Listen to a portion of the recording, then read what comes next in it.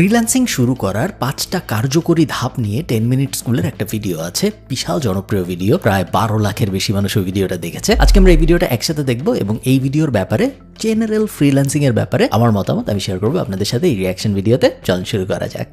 কিভাবে ফ্রিল্যান্সিং শুরু করা যায় বলুন তো? একটা কম্পিউটার থাকলেই তো শুরু করা যায়। ভিডিও বানিয়ে বিভিন্ন জায়গায় অ্যাড দেখে আর এখানে সেখানে ক্লিক করলেই তো ফ্রিল্যান্সিং শুরু করা যায়। ইউটিউব দেখে শুরু করা যেতে পারে, অথবা টুকটাক কোনো কোর্স করে। এই প্রশ্নটা আসলে সঠিক প্রশ্ন না। কিভাবে ফ্রিল্যান্সিং করা যায় এটা কাউকে জিজ্ঞেস করাই উচিত না, কারণ ফ্রিল্যান্সিং তো আসলে কোনো কাজ না। ফ্রিল্যান্সিং একটা কাজ করার পদ্ধতি, আমি আপনাদের আগেও বিভিন্ন সময় বলছি, বাট যারা জানেন না তাদের জন্য আরেকবার ছোট্ট করে বলতেছি। Freelancing is a type of work. এক ধরনের কাজকে আমরা ফ্রিল্যান্সিং বলি। কোন ধরনের কাজকে আমরা ফ্রিল্যান্সিং বলি? যখন একজন মানুষের ফিক্সড কোনো ক্লায়েন্ট থাকে না, বিভিন্ন ক্লায়েন্টের জন্য র্যান্ডমলি সে কাজ করতে থাকে, তখন তাকে ফ্রিল্যান্সার বলা হয়। যেমন ধরেন একজন ফটোগ্রাফার আজকে ওই মডেলের সাথে কাজ করতেছে, কালকে ওই বিয়েতে কাজ করতেছে, পরশুদিন অমুক ইনফ্লুয়েন্সার ডাকছে তার সাথে কাজ করতেছে, সে একজন ফ্রিল্যান্স ফটোগ্রাফার। আবার এমনও অনেক মানুষ আছে যারা একটা কোম্পানিতে চাকরি করে ফটোগ্রাফার হিসেবেই। যেমন ধরেন একটা নিউজ অর্গানাইজেশনে বা একটা টেলিভিশনের ডেডিকেটেড ফটোগ্রাফার আছে যারা শুধু ওই কোম্পানিতেই চাকরি করে, ওই কোম্পানির থেকেই সে বেতন পায়। তার মাল্টিপল ক্লায়েন্ট নেই, একটাই ক্লায়েন্ট, ওই কোম্পানি তাকে বেতন দেয়, সেও photographer, but say permanent photographer একটা কোম্পানির। সে চাকরি করতেছে, আর এইখানে অন্য যে ফটোগ্রাফারটার কথা আমি বললাম সে ফ্রিল্যান্সিং করতেছে, কারণ সে একসাথে 5-6 জনের জন্য ফটোগ্রাফি করতেছে। সো ফ্রিল্যান্সার হওয়ার মানে কি আমি এখন বলবো ফটোগ্রাফার কেমনে হয়? না, freelancing is a type of work. একটা কাজের ধরনকে আমরা ফ্রিল্যান্সিং বলি। সেটা ফটোগ্রাফারের জন্য হইতে পারে, গ্রাফিক ডিজাইনার বেতন পায় মাসে, এরকম ফুল টাইম চাকরি করে, এরকমও হয়। আবার ফ্রিল্যান্সারও হয়, ফটোগ্রাফার একজন ফ্রিল্যান্সারও হয়, আবার একজন ফুল টাইম চাকরি করে, এরকম মানুষও হয়। সো ফ্রিল্যান্সিং কিভাবে করে এই কথার কোনো মানে নেই, যেরকম ভাবে চাকরি কিভাবে করে এই কথার কোনো মানে নেই।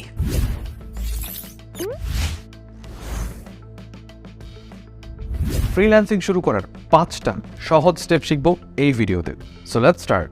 আমার খুব ভালো লাগে যখন কেউ অনেক সুন্দর করে কথা বলে এবং খুব প্রেজেন্টেবল হয়। আমি নিজেও তো প্রেজেন্টেবল না, আপনারা দেখতে পাইতেছেন আমি একটা সবুজ গেঞ্জি পরে র্যান্ডম ভিডিও করতেছি এবং আমার কথাবার্তাও করতেছি, খাইতেছি, এই ধরনের। বাট উনাকে যখন আমি দেখছি যে খুব সুন্দর একটা স্যুট পরে একদম প্রফেশনালি একটা হোয়াইট বোর্ডের সামনে দাঁড়িয়ে ভিডিও করছে, দেখতে খুব ইমপ্রেসিভ লাগে আমার এসব। ফ্রিল্যান্সিং শুরু করার প্রথম ধাপ একটা স্কিলকে প্রপারলি শেখা। আপনি ফ্রিল্যান্সিং করতে গেলে আপনাকে যে কোনো একটা স্কিল খুব ভালোভাবে শিখতে হবে, জানতে হবে, পারতে হবে, অ্যান্ড দেন আপনি ওই স্কিলটাকে সেল করে আসলে ফ্রিল্যান্স মার্কেট প্লেসে কাজ করতে পারবেন। সো প্রশ্ন এখানে থেকে যায় যে ভাই আমি আসলে ফ্রিল্যান্সিং তো করব, কিন্তু কোন স্কিলটা আসলে শিখবো? কোন স্কিলটা শিখবো এটাতে উনি যাওয়ার আগে আমি আপনাদের বলি যে হ্যাঁ, কথা সত্যি, ফ্রিল্যান্সিং বা যে কোনো ধরনের কাজ আমরা ফ্রিল্যান্সিং শুরু করার ওই অ্যাঙ্গেল আর বলবো না, যেহেতু আমরা শুরুতেই বললাম যে ফ্রিল্যান্সিং আসলে একটা কাজের টাইপ। সো ওইটাকে প্রায়োরিটি আমরা ওইভাবে দিব না। এটা বাংলাদেশ সরকার বলেন বা জেনারেল ইউটিউব সিন বলেন, সবাই ফ্রিল্যান্সিং বলে এই জিনিসটাকে পচায় ফেলছে। Freelancing is just a term, এটা আমরা আপাতত অ্যাভয়েড করি। যে কোনো কিছু করে টাকা করার ফার্স্ট স্টেপ হলো একটা স্কিল শেখা। কারণ একজন মানুষ আরেকজন মানুষকে তখনই টাকা দেয় যখন সে তার কাছ থেকে একটা স্কিলড লেবার পায়, তাই না? আপনি আপনার বাসায় একজন ইলেকট্রিশিয়ান আসলো, আইসা একটা ফ্যান লাগাইলো, তাকে আপনি কেন টাকা দিলেন? তাকে আপনি এই জন্য টাকা দিলেন কারণ তার একটা স্কিল আছে, ফ্যান লাগানোর স্কিল, ইলেকট্রিশিয়ানের স্কিল। সে ওই স্কিলটা অ্যাপ্লাই করে আপনার একটা কাজ করে দিছে যাতে আপনার লাভ হবে। আপনার লাভ হয়েছে কি, আপনার এখন ফ্যান ঘুরে আপনি বাতাস পান। তার লাভ হয়েছে কি, সে টাকা পাইছে। সো একটা উইন উইন সিচুয়েশন যখন ক্রিয়েট হয় একজনের স্কিলের বিনিময় এবং আরেকজনের টাকার বিনিময়, ওইটা একটা আইডিয়াল ট্রানজাকশন অফ বিজনেস, তাই না? সো এই ট্রানজাকশন হওয়ার জন্য যে জিনিসটা অবশ্যই লাগে সেটা হলো একটা স্কিল। একটা স্কিল যদি না থাকে, ওই ইলেকট্রিশিয়ানের কাজকর্ম করার স্কিল না থাকতো, সেক্ষেত্রে তো আপনি তাকে টাকা দিতেন না। সো স্কিল অবশ্যই প্রাইমারি। সেকেন্ড আরেকটা যে জিনিস খুব ইম্পর্টেন্ট সেটা হলো দ্য এবিলিটি টু সেল। এটা হয়তো উনি বলেন না, আমি জানি না সামনে বলবেন নাকি। শুধু একটা স্কিল জানি এটা এনাফ না, স্কিলটা বেচতে পারার এবিলিটিটা খুব বেশি ইম্পর্টেন্ট। যদি আপনি আপনার স্কিলটা বেচতেই না পারেন, মানুষ যদি না বুঝে, মানুষকে যদি আপনি কনভিন্স করতে না পারেন যে হ্যাঁ অন্যান্য যত ইলেকট্রিশিয়ান আছে তাদেরকে হায়ার না করে আমাকে হায়ার করা উচিত, কারণ আমি এই কারণে ভালো, এই জিনিস আমি করছি, দেখো আগে এগুলা ভালো, তাহলে কিন্তু আপনি আগাইতে পারবেন না, আপনি যত বড় স্কিলড মানুষই হন। সো স্কিল অনেক ইম্পর্টেন্ট, সেল করতে পারার স্কিল আরো বেশি ইম্পর্টেন্ট। সেক্ষেত্রে আমি আপনাদেরকে দু একটা সাজেশন দিতে পারি। যেমন আপনারা যদি ডেটা এন্ট্রি বা রাইটিং রিলেটেড কোনো কাজ করতে চান, সেক্ষেত্রে আপনাদেরকে মাইক্রোসফট অফিস বা গুগল ডক, স্প্রেডশিট এই টাইপের জিনিসপাতিগুলো শিখতে হবে।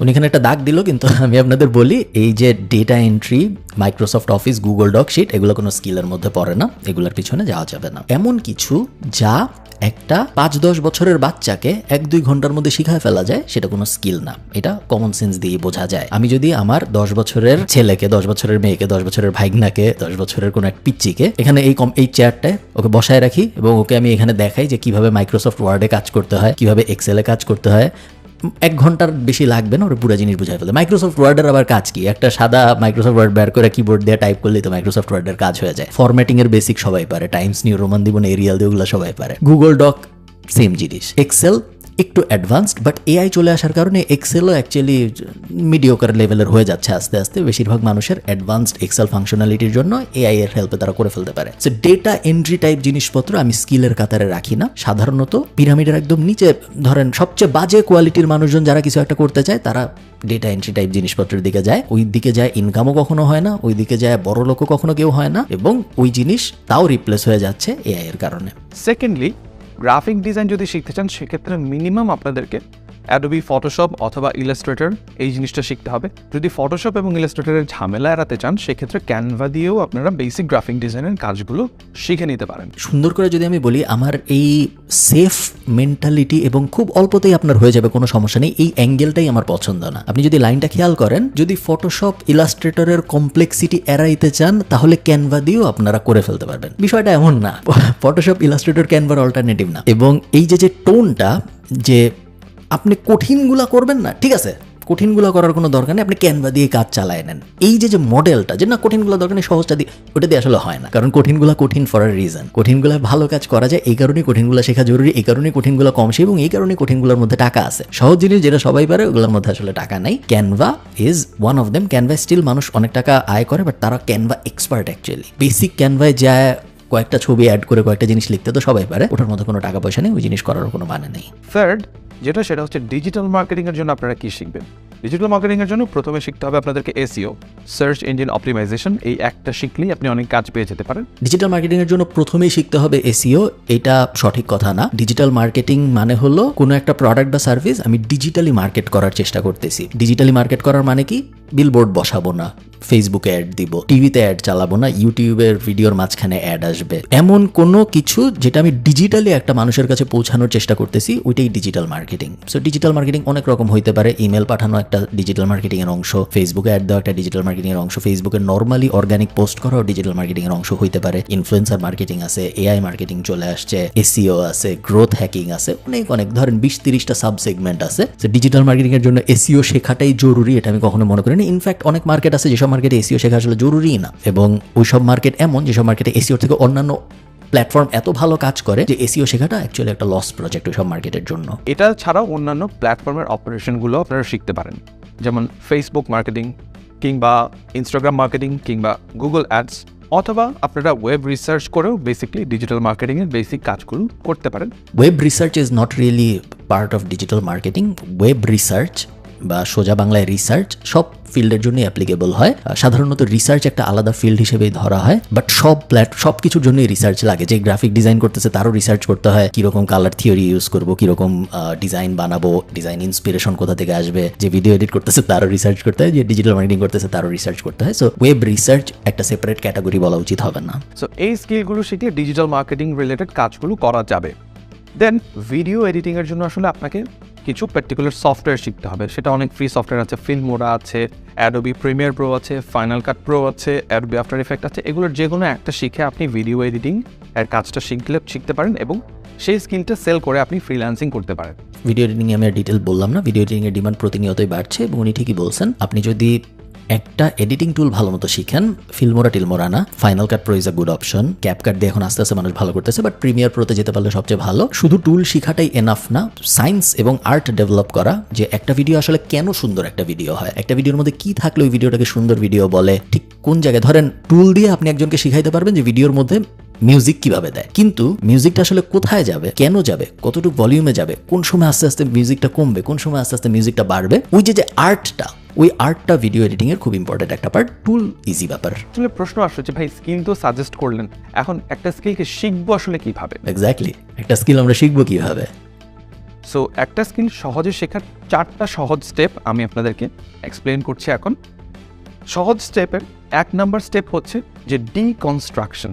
একটা স্কিল শিখতে গেলে সর্বপ্রথমে ওই স্কিলটাকে আপনি যদি ডিকনস্ট্রাক্ট করতে পারেন তখন আসলে শেখাটা খুব সহজ হয়। What is deconstruction?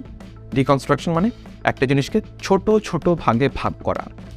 For an example, আপনি গ্রাফিক ডিজাইন শিখতে চাচ্ছেন এবং গ্রাফিক ডিজাইনের মধ্যে আপনি 3টা এরকম পার্ট পেলেন, যে 3টা পার্ট আসলে আপনাকে শিখলে প্রপারলি আপনি গ্রাফিক ডিজাইনার হিসেবে নিজেকে মার্কেট প্লেসে জাহির করতে পারবেন। সো সেক্ষেত্রে ফার্স্টে আপনি থিওরি শিখলেন, থিওরির জন্য ডিজাইন ফিলোসফি শিখলেন, থিওরির জন্য 1 2 3 3টা টাইপের থিওরি শিখতে হতে পারে। পুরোটা দেখা দরকার নেই, মোটামুটি বুঝতে পারছি উনি কি বলতে চাচ্ছেন। কথা সত্য, ডিকনস্ট্রাক্ট করে একটা স্কিল শেখাটা 100% ভালো আইডিয়া, এবং এভাবে অনেক মানুষ শিখে। আমাদের যে ট্র্যাডিশনাল এডুকেশন সিস্টেম, ইঞ্জিনিয়ার যারা হয়, ডাক্তার যারা হয়, তারা এইভাবেই শিখে। তারা একটা কমপ্লিকেটেড টপিককে ছোট ছোট ভাগে ভাগ করে সবচেয়ে ইজিটা থেকে শুরু, এবং তারপর আস্তে আস্তে উপরের দিকে উঠে। ওটা একমাত্র উপায় না শেখার, আরও কিছু উপায় আছে। যেমন একটা উপায় আছে অন দ্য জব, কোনো একটা কাজের ভিতরে গভীরভাবে ঢুকে যে ওইটার ভিতরে জিনিসটা অন দ্য জবে শেখা। যেমন ধরেন বাসের হেল্পার যখন বাস চালানো শিখে, প্রবাবলি একটা বাজে এক্সাম্পল, বাট আপনারা বুঝতে পারবেন আমি কি বলার চেষ্টা করতেছি। বাসের হেল্পার যখন বাস চালানো শিখে, সে প্রথমে বাস কিভাবে চলে এটা শিখে না, সে প্রথমে থিওরি পরীক্ষা দেয় না, সে প্রথমে লাল লাইটে কি করবো, সবুজ লাইটে কি করবো এভাবে শিখে না। সে বাসের হেল্পার হয়, বাসের ভিতরে থেকে সে দেখে যে এটা এমন করলে ওটা বামে যায়, এটা এমন করলে ওটা ডানে যায়, এইখানে চাপ দিলে থামে, এই জায়গায় চাপ দিলে ধাক্কা খায়। সো জবের ভিতরে শিখে। সো এরকমও অনেকে এভাবে স্কিল শিখতে পছন্দ করে, যে আমি এত কিছু বুঝি না, আমি ডাইরেক্ট একদম ফটোশপের ভিতরে চলে যাবো, আমি ডাইরেক্ট প্রিমিয়ার প্রোর ভিতরে চলে যাবো, দেখবো ভিতরে কি হইতেছে, আস্তে আস্তে ব্যাক ট্র্যাক করে শেখার চেষ্টা করবো। ওভাবে অনেকে করে। বাট হ্যাঁ, আই থিঙ্ক বেশিরভাগ মানুষের জন্য ভাইয়া যেটা বলছেন ওইটা ইজিয়ার অ্যান্ড বেটার অ্যাপ্রোচ হবে। দ্বিতীয় যে স্টেপটা আছে কোনো একটা স্কিল শেখার, সেটা হচ্ছে এলিমিনেট দ্য ব্যারিয়ার। মানেটা কি আসলে? আপনার শেখার যাত্রায় যত রকমের বাধা আছে সব বাধাকে আপনার পরিহার করতে হবে। এগুলো বেসিক কথাবার্তা, যে কোনো একটা কিছু শেখার সময় ফোকাস থাকতে হবে। একটা স্কিল শিখতে গেলে অনেক ধরনের ডিস্টার্বিং এলিমেন্টস চলে আসে। ফর এক্সাম্পল, আপনি হয়তো কম্পিউটারে বসে কোনো একটা স্কিল শিখতে চাচ্ছেন, কিন্তু আপনার মনে হলো একটু গেম খেলি, ওটাও ফোকাসই বেসিক্যালি একই জিনিস। সবচেয়ে চ্যালেঞ্জিং যে বিষয়টা শেখার বেলায় মোটিভেশনটা ধরে রাখা। যে আপনি খুব মোটিভেটেড হলেন, একদিনে হচ্ছে শিখবেন, দ্বিতীয় দিন শিখছেন, থার্ড দিন থেকে মোটিভেশনটা কমে যায়। সো এই মোটিভেশনটা ধরে রাখার জন্য আপনি করতে পারেন কি, নাম্বার 1, নিজেকে কোনো একটা জায়গায় দায়বদ্ধ রাখতে পারেন, যে ভাই আমি যদি এটা না করি আমার জবাবদিহিতার জায়গা আছে। সো আপনার কোনো একজন মেন্টরের আন্ডারে করতে পারেন, অথবা এমন কোনো কোর্স যেখানে আপনি স্টেপ বাই স্টেপ নিজেকে মোটিভেটেড রাখতে পারবেন, ওই রকম একটা কারিকুলাম বেসকে ধরে আপনি একটা কোর্স শিখতে পারেন। কোনো একটা কিছুর মোটিভেশন মূলত যায় হলো যখন ওই জিনিসটা কঠিন হওয়া শুরু করে। কারণ কঠিন হওয়ার আগ পর্যন্ত সব কিছুই মজার। কোনো একটা সহজ জিনিস যদি আমি আপনাকে করতে দিই, আপনি দিনের পর দিন করতে পারবেন, কোনো সমস্যা নেই, দেখবেন ভালোই লাগতেছে। যখনই ওই জিনিস আস্তে আস্তে কঠিন হয় তখন মোটিভেশন আস্তে আস্তে কমে, কারণ ব্রেইন আমাদের বলে অন্যান্য আরও অনেক সহজ জিনিস আছে চারিদিকে, ওগুলা কর, এটা করতেছিস কেন এই কঠিন জিনিসটা। সো মোটিভেশন আনার সবচেয়ে বেস্ট উপায় হলো কুইক উইন্স অ্যাচিভ করার চেষ্টা করা। আপনি ধরেন খুব তাড়াতাড়ি একটা এমন লোগো বানায় ফেলতে পারছেন যেই লোগোটা অ্যাপ্রিসিয়েটেডও হয়েছে এবং অ্যাকচুয়ালি রিয়েল লাইফে ইউজও করতেছে মানুষজন। আপনি খুব তাড়াতাড়ি একটা ক্লায়েন্ট পেয়ে গেছেন যে আপনাকে অল্প টাকা দিছে বা ফ্রি কাজই আপনি করার কারো অপরচুনিটি পাইছেন। সো কাজগুলা পাইলে যখন ডোপামিন আসে তখন মোটিভেশন আসে। যে কোনো কাজে আপনি যখন শিখতে যাবেন শুরুতে অনেক সহজ থাকে, তারপর একটু কঠিন হয়, তারপর আর একটু কঠিন হয়, তারপর অনেক কঠিন হয়, তারপর আরও অনেক কঠিন, তারপর আবার আস্তে আস্তে সহজ হওয়া শুরু হয়। এই যে কঠিন হওয়ার পার্টটা, ওই পার্টটাই মেনলি মানুষ মোটিভেশনটা ধরে রাখতে পারে না, কারণ জিনিস কঠিন হয়ে গেছে। অ্যান্ড 4 নাম্বার যে স্টেপটা, সেটা হচ্ছে প্র্যাকটিস প্র্যাকটিস প্র্যাকটিস। অবশ্যই, আসলে অবভিয়াস, আমি 10 মিনিট স্কুল তো আসলে ম্যাস মানুষজনের জন্য ভিডিও বানায়, সবাই দেখবে। সো অনেক বেসিক কথা আছে যেগুলা 10 মিনিট স্কুলের বা ভাইয়ার বলতে হচ্ছে হয়তো, যেগুলা আমি হইলে হয়তো বলতাম না। যে ফোকাস থাকতে হবে তো সবাই জানে, প্র্যাকটিস করলে ভালো হবে তো সবাই জানে, বাট আমি তো একটা স্পেসিফিক অডিয়েন্সের জন্য বানাই। বাট 10 মিনিট স্কুল যেহেতু পুরো দেশের জন্যই বানায় বলা যায়, সো ওদের অনেক কিছু আরও ডাউন বা ব্রেকডাউন করতে হয়, যেটা হয়তো আমার করা লাগে না। মূল আলোচনায় ফিরে যাই, যে আমরা ফ্রিল্যান্সিং শুরু করার ফার্স্ট স্টেপের মধ্যে কিন্তু এতক্ষণ ব্যাখ্যা করলাম। এবার সেকেন্ড স্টেপে দেখব যে কি সেকেন্ড স্টেপ, সেটা হচ্ছে কাজ সংক্রান্ত একটা পোর্টফোলিও তৈরি করা। পোর্টফোলিও বানান ভুল, আমি 10 মিনিট স্কুলের কাছ থেকে এটা আশা করি নাই। পোর্টফোলিও না পোর্টফোলিও, ইংলিশ শব্দ, সব বাংলা। এখন পোর্টফোলিও জিনিসটা কি আসলে? পোর্টফোলিও জিনিসটা হচ্ছে এমন একটা প্লেস ওয়েবের যেখানে হচ্ছে আপনি এতদিন পর্যন্ত যে যে কাজ করেছেন সেগুলোকে সংরক্ষণ করে রাখা। সেটা হতে পারে কোনো ওয়েবসাইট, সেটা হতে পারে কোনো drive, storage, any other thing.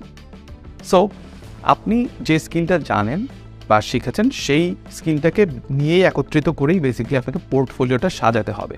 So আমি উদাহরণস্বরূপ বলছি যে যারা গ্রাফিক ডিজাইনার আছে তাদের জন্য বিহ্যান্স একটা খুব ভালো পোর্টফোলিও সাইট, ড্রিবল একটা খুব ভালো পোর্টফোলিও সাইট, অ্যান্ড প্রশ্ন একটা আসে এই জায়গাতে যে ভাই আমি তো কোনো ক্লায়েন্টের কাজ করিনি, তাহলে আমি পোর্টফোলিওটা বানাবো কিভাবে?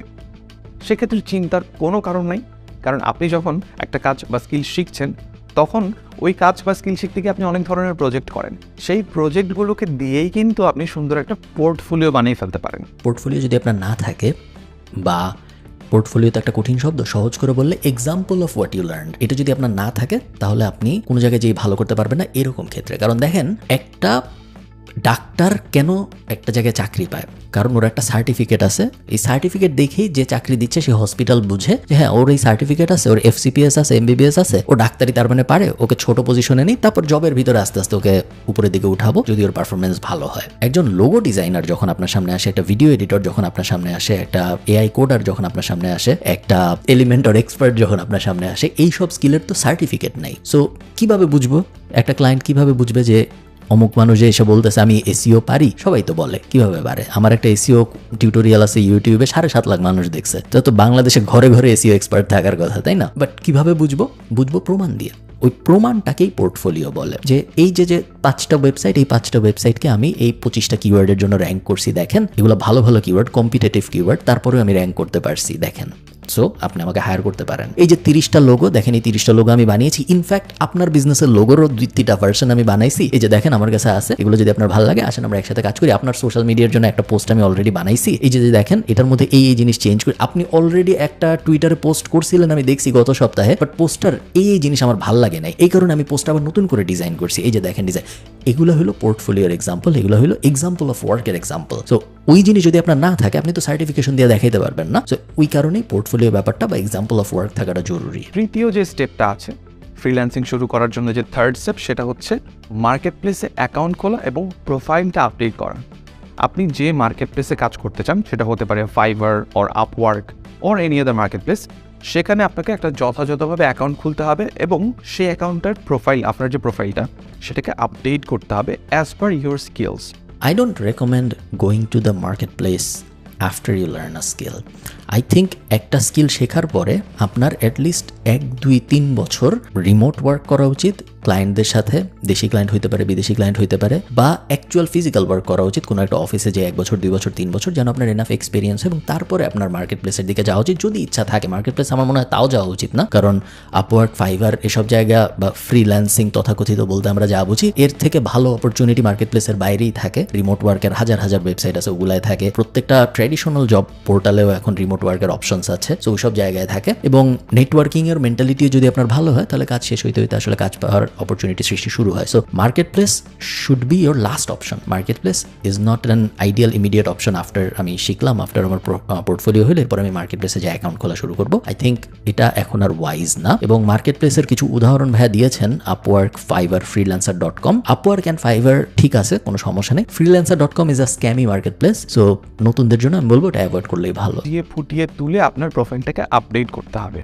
আর আরেকটা জিনিস এখন করতে হয়, সেটা হচ্ছে যে NID দিয়ে একটু ভ্যারিফাই করে নিতে হয় আইডিটাকে। আপনি কোনো স্কিল না শিখে অবশ্যই কোনো মার্কেট প্লেসে অ্যাকাউন্ট খুলবেন না, প্লিজ এটা কখনোই করবেন না।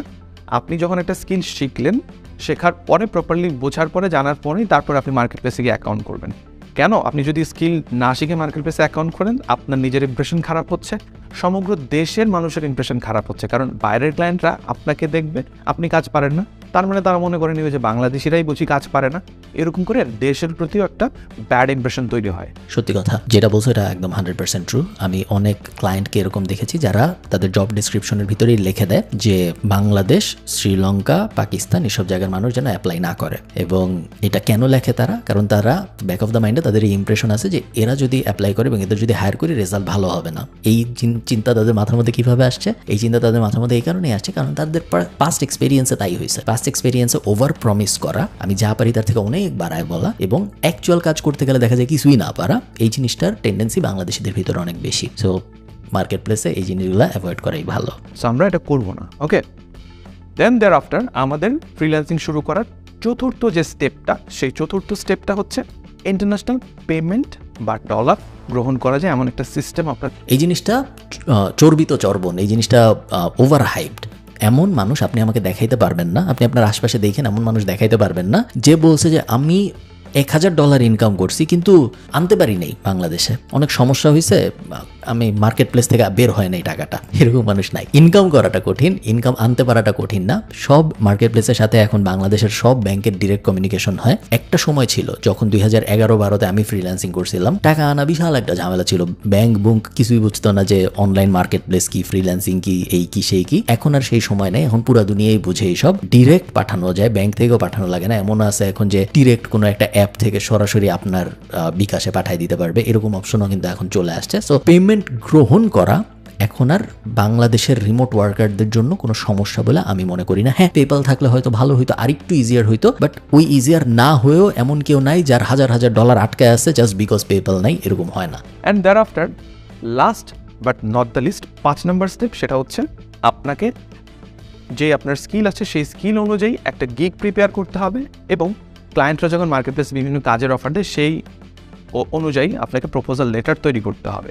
সো গিগ কি, প্রপোজাল লেটার কি, এগুলো আপনারা যখন ফ্রিল্যান্সিং রিলেটেড ডিফারেন্ট স্কিল শিখবেন বা কোনো কোর্স করবেন, তখন প্রত্যেকটা জায়গায় কীভাবে ওই রিলেভেন্ট গিগ তৈরি করা যায় বা ওই রিলেভেন্ট। ফাইবার নামে একটা মার্কেট প্লেস আছে, যে মার্কেট প্লেসের মডেলটা হইলো আমি আগে আমার কাজের অ্যাডভার্টাইজ করব, মানুষ এসে হায়ার করবে। সো ওই মার্কেট প্লেসটায় যে ফ্রিল্যান্সাররা বলে যে আমি লোগো বানাবো আমাকে $20 দিলে, আমি ওয়েবসাইট বানাবো আমাকে $200 দিলে, বলে তাদের সার্ভিস লিস্ট করে রাখে, এবং ক্লায়েন্টরা তারপরে এসে যেটা পছন্দ হয় পোর্টফোলিও দেখে তাকে সিলেক্ট করে।